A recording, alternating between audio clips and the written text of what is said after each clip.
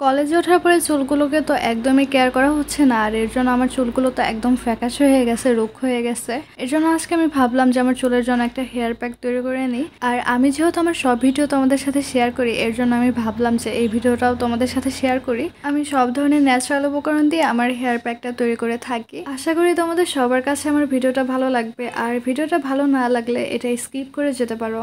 Flashback.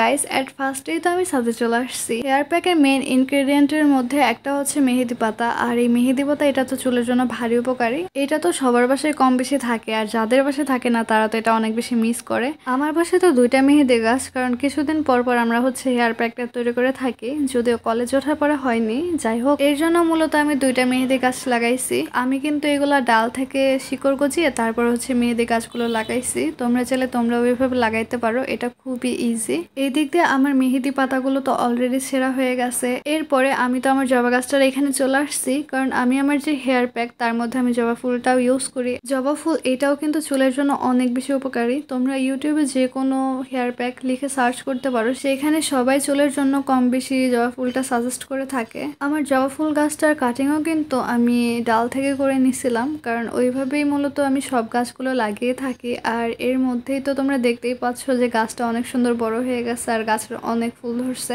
জবা ফুলের সাথে জবা ফুলের পাতাটাও কিন্তু আমি আমার হেয়ার প্যাকের সাথে ইউজ করে থাকি, কারণ জবা ফুলের মতো জবা ফুলের পাতাটাও কিন্তু চুলের জন্য অনেক উপকারী। এরপরে আমি আমার অ্যালোভেরা গাছ থেকেও একটা ডাল ছেড়ে নিলাম। তোমাদের আমি আগেই বলছি আমার হেয়ার প্যাকটা আমি একদম ন্যাচারাল উপকরণ দিয়ে তৈরি করি, আর সবকিছু আমার বাসায় কম বেশি আছে, কারণ সব ধরনের গাছপালা আমি আমার ছাদে লাগিয়ে থাকি। আর যেই সমস্ত গাছ আমার চুল, আমার ফেস এগুলোর জন্য অনেক বেশি উপকারী, সেই সমস্ত গাছ আমি আমার ছাদে লাগানোর চেষ্টা করি সবসময়। আমি আমার হেয়ার প্যাকে যে উপকরণগুলো ব্যবহার করে থাকি সেটা তোমরা অলরেডি দেখতে পাচ্ছ।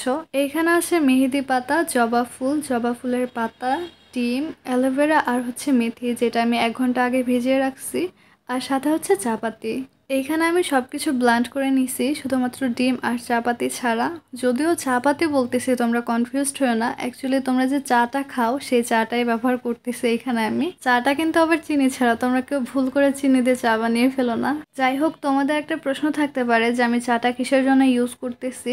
অ্যাকচুয়ালি হেয়ার প্যাকের মধ্যে যদি চাটা ইউজ করা যায় তাহলে হচ্ছে চুলের কালারটা লালচে লালচে একটা ভাব আসে।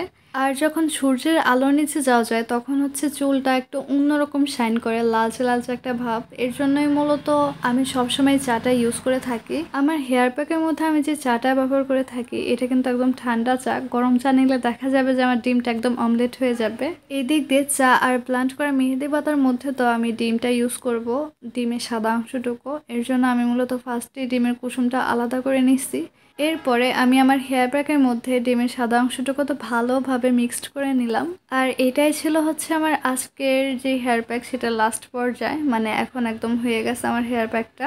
তো এইটাই ছিল আমার হেয়ার প্যাক, যেটা আমি ন্যাচারাল উপকরণ দিয়ে তৈরি করে থাকি। এই হেয়ার প্যাকটা তো আমি সবসময় ইউজ করি, কারণ এটা আমার চুলকে যেমন মজবুত করে, তেমন সিল্কি করে, আর তেমন শাইন করে। আর এটা আমার ছোট বোনই ঠিক এইভাবে করে ওর হেয়ার প্যাকটা তৈরি করে ওর মাথায় দেয়। আমরা 2 বোনে মূলত এটা ফলো করি। যাই হোক গাইস, আজকের ভিডিওটা এই পর্যন্তই ছিল। আশা করি তোমাদের সবার কাছে অনেক ভালো লাগছে। আর ভিডিওটা ভালো লেগে থাকলে অবশ্যই আমার চ্যানেলে একটা সাবস্ক্রাইব করে দিবা, আর লাইক কমেন্ট শেয়ার করতে একদমই ভুলবা না। তোমাদের এই ভিডিওর মধ্যে যদি কোনো প্রশ্ন থেকে থাকে তাহলে তোমরা সেটা কমেন্টে জানিয়ে দিতে পারো আমাকে, আমি তোমাদের রিপ্লাই দেওয়ার যথাসাধ্য চেষ্টা করব। সো গাইস, আজ এসে কাল দেখা হবে। আল্লাহ হাফেজ, বাই বাই।